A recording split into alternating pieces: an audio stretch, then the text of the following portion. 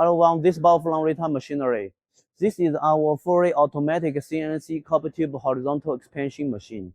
Machine is mainly used for the expanding copper tubes for evaporator coil tube and condenser coil tube.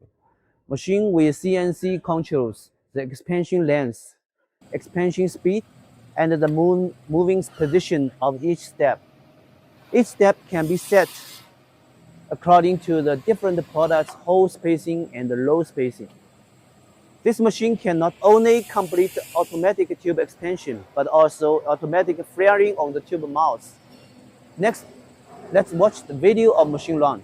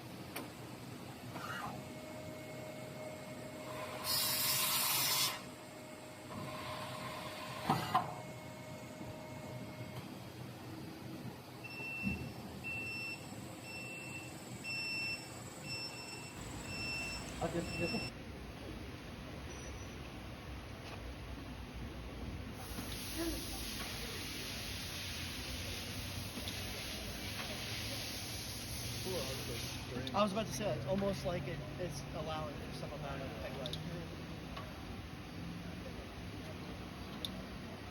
Isn't it impressive?